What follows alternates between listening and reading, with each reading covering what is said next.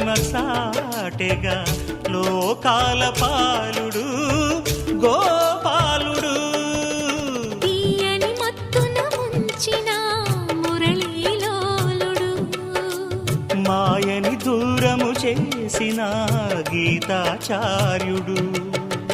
కనుకనే అతని కథ తరములు నిలిచె కదా, తలచిన వారియదా తరగని మధుర సుధా.